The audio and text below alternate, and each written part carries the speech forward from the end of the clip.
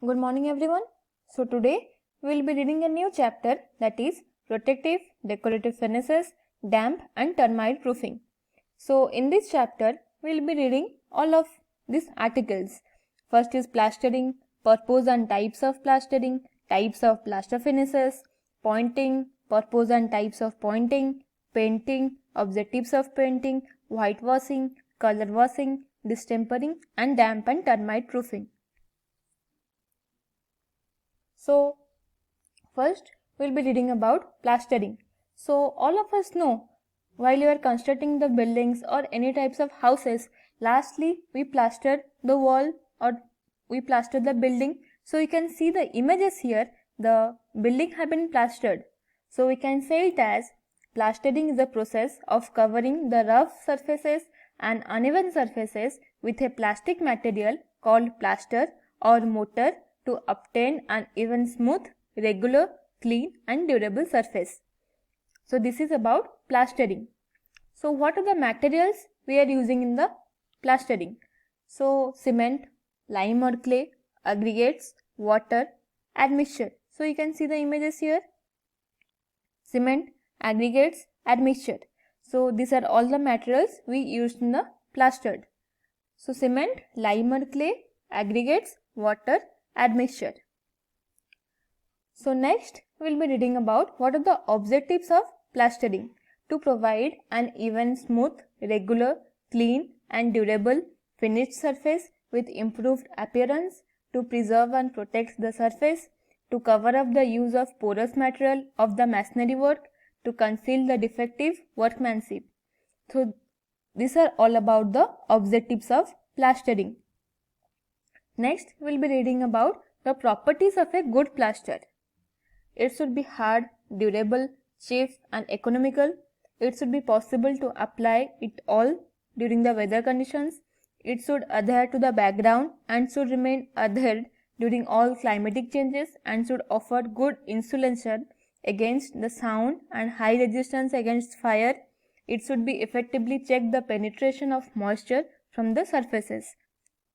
So we can say that the good plaster should be hard, durable, cheap and economical, and it can be applied during all weather conditions, and it should be effectively check the penetration of the moisture from the surfaces.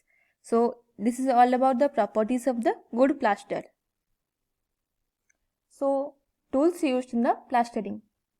So what are the tools we used in the plastering? These are the, you can see the images. These are all of the tools we used in the plastering, and these are the images where the laborers or the person, you can see they are plastering the walls.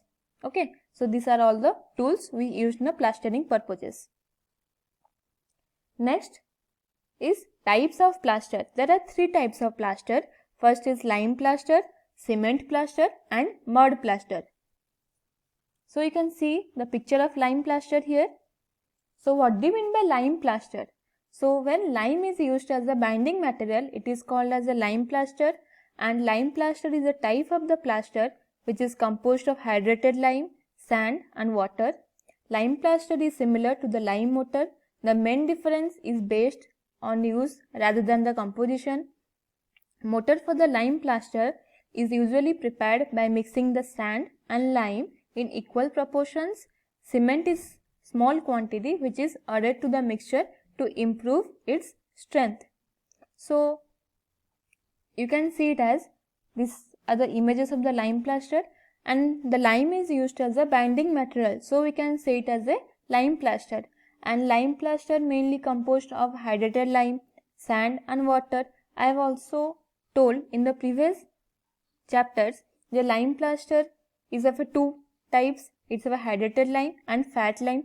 So in this lime plaster we use hydrated lime, and lime plaster is also similar to the lime mortar, and the paste we usually prepared for the lime plaster, that is the sand and lime, which should be in equal proportions, and the cement, some quantity of amount of cement is added to the mixture to improve its strength. So this is all about the lime plaster.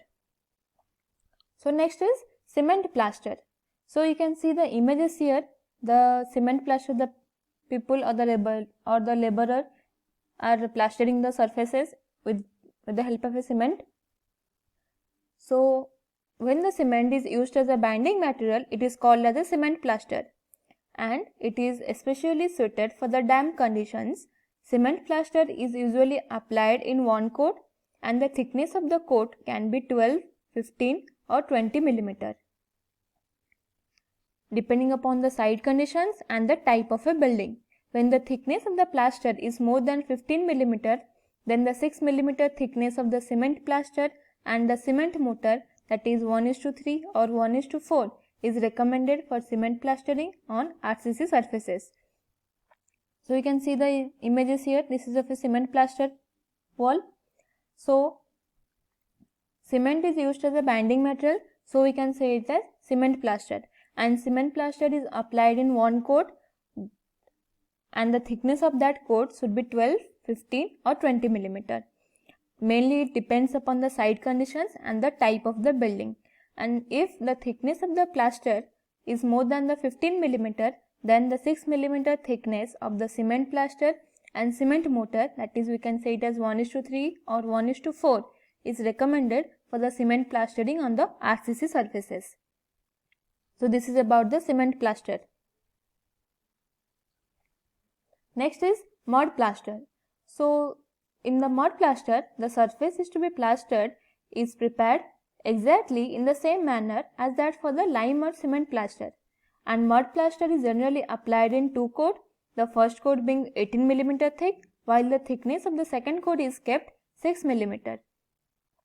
We can say it as the same procedure we are applying in the lime plaster or the cement plaster, the same we will be applying in the mud plaster. So in the mud plaster, it is mainly applied in two coat. So first coat it is of a thickness of that is 18 mm, and second coat thickness is kept as 6 mm. So this is all about the mud plaster. So we can say it as there are three types of plaster: lime plaster, cement and mud plaster. So lime plaster, it is used as a binding material, so we can call it as a lime plaster, and it is mainly composed of hydrated lime, sand and water. And while preparing the paste of the lime plaster, it is mainly prepared by mixing the sand and lime in equal proportions, and some quantity of the cement is added to that mixture to improve its strength. Next is cement plaster. Cement is used as a binding material, so we can say it as a cement plaster, and the thickness of that cement plaster, it can be 12, 15 or the 20 mm. It mainly depends upon the site conditions and the type of the building. Next is mud plaster. The same procedure we are applying in the lime plaster, cement plaster, will be applying in the mud plaster. So mud plaster is applied in two coat. First coat, that is of the thickness of about 18 mm, and second coat thickness, it can be as 6 mm. So next we'll be reading about types of finishing. So smooth cast finish, rough cast finish, bevel dash finish and scrapped finish. So these are about the after plastering we are finishing the wall. So smooth cast finish, rough cast, bevel dash and scrapped finish. So we'll be reading one by one all of this. So first is smooth cast finish. You can see the images of the smooth cast finish here. So the finish is just similar to the sand faced finish, except fine grained sand is used instead of coarse grained sand, and the ratio of the cement to sand is kept as 1:3. In this case, no sponging is done since the sand grains are required to be exposed. It is normally done on the internal walls.